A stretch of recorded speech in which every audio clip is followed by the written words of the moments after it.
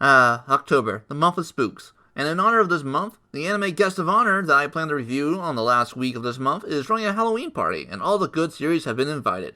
And I'm running security. We have Bofuri and Wave hanging out as a pumpkin and a vampire. There's Ushitama as a wolfman, a classic. And Hayate. It's a nice magician costume, but this is a 2020 Funimation party, so unless you are someone else's +1, I'm gonna have to ask you to leave. What's that? You're a 2020 series, named Hatena Illusion? Security! Wait, that's me. Alright. Overcomplex skid aside, Hatena Illusion is the series we'll be covering today.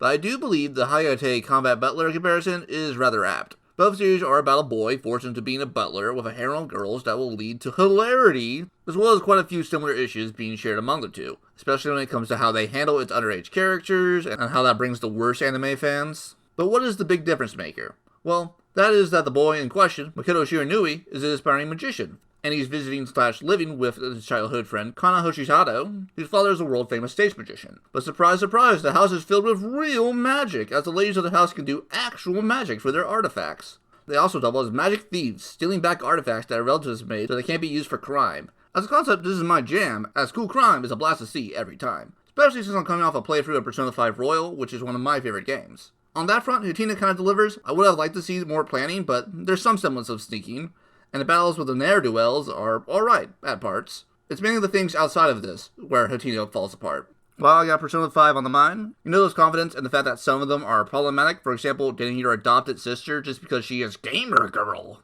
There's a similar issue to the main girl sister, Yumimi, who the series likes to remind you is gamer girl. And there's also a middle schooler being added to the harem group, which is quite a problem, as you do a lot of the anime tropes for fan service, like have the boys being like, oh, I need to be a good butler and clean up the shower room, only for the harem gang to show up in their towels, and lead to the main girl clocking him because communication is for chumps.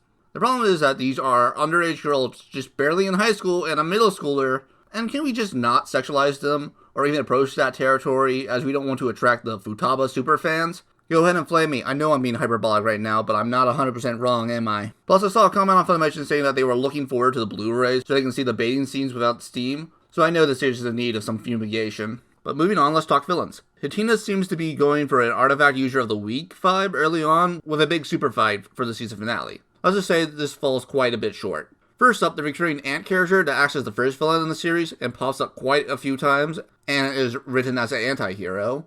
She's written super wishy-washy, and she goes from one sec being, I want to do this to protect you from our mother, as she is powerful and she would end your lives, and I don't want that, so please give me your artifact, to, who cares that we're flesh and blood, enjoy getting burned to death, who cares as long as I get my sister's super artifacts. Then straight back to, how dare this villain try to copy my sister's super artifacts, trying to blow them the kingdom come, and I'm just getting levels of whiplash here. Also, they kind of forget to prepare the final arc villain, and kind of rush to do it, and that really weakens her, as we aren't really given a reason why she's so bloodthirsty for these artifacts. And that would have been nice to know. Also, while technically not a villain, shame on you, Discount Armstrong, for being creepy about your niece. Again, not an actual villain, but still a piece of garbage. Now, going off what I said about the final arc villain, let's talk about some of the patient issues that final arc actually had. As it feels that they got the email that they aren't getting renewed, and you're going to need to finish out a good finishing point, as they rush to retrieve the 3 MacGuffin artifacts that they needed to get to free Kana's mother, so that we can get an ending scene where everyone gets together and show that we are together now, and we're going to stop you, big bad. And to do this, they kind of had to sacrifice stuff, like they didn't give us an explanation at all about the Super Saiyan power-up she got, and why and how that works. Plus, a big issue is that of the 12 episodes we did get, we only just set up the harem. Like, if your time frame is that short and you're still setting up characters, you may have wanted to try and get some more funding for the series. Again, that may be asking too much, and if it somehow does get renewed, at least you set down the basic work. Again, the basic work may not be super important, as it's pretty clear the main two are going to be the in-game ship, but we can't stop ourselves now, can we? It doesn't matter how set the couple is. We gotta teach other ships, no matter the issues that would arise from them. I will say it has a great intro, but that isn't enough to save a series strongly about, both in the writing and the layout. The idea seems fine for a Villain of the Week series, as the two leads get together after achieving the main goal, whatever that may be.